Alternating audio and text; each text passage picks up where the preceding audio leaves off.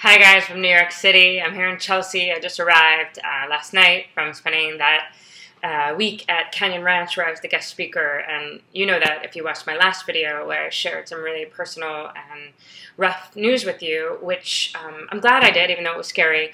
And that news was that I had an ectopic pregnancy. And I realized that many people didn't know what that was. So it's the pregnancy can't make it. It can't survive. It is very dangerous and can be life-threatening. And so yeah, I shared about that, and I'm glad that I did, because I think it's important to not sort of be shrouded in shame, especially about things that I'm not ashamed of. I didn't do anything wrong, right? So that's what was going on, and shortly after I made the video, I went into I had the worst pain I've ever had in my life, hands down, and I was so scared.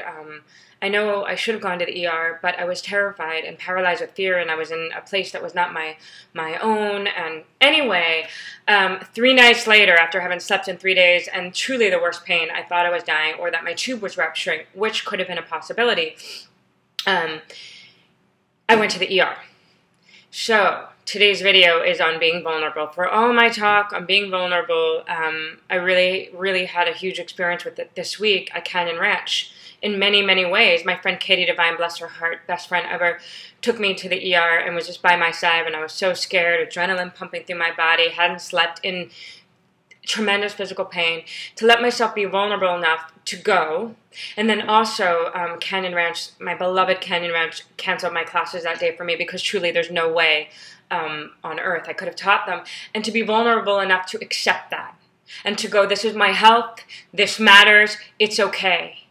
People will survive. In fact, they will probably want me to be resting and taking care of myself. And it's hard not to always want to give and you know, deliver as promised. But sometimes it doesn't work out that way, right? Life gets in the way. And I felt guilty when I canceled my classes for a moment. And then I woke up the next day and everyone was so wonderful, the staff and the guests there, and checking on me, and I realized it's okay. It's okay to be vulnerable. It's okay to take care of yourself. In fact, it's more than okay. It's imperative.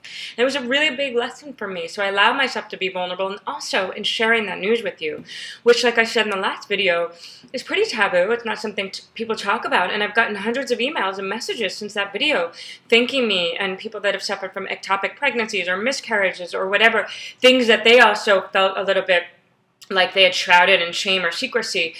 So here's to being vulnerable. Here from New York City, I love you guys so much. I really felt the love and the support, and I asked for that. And that took some vulnerability, right, to ask for it. So I hope that you do the same when you need it. Truthfully, it was a wonderful experience to ask for it and just to watch it flow in. So I'm here for you. The people that follow me, the people that read me, I feel really lucky, kind-hearted, warm-hearted, loving, my tribe. I love you guys. Thank you. Be vulnerable, be open, be beautiful as you are. Namaste.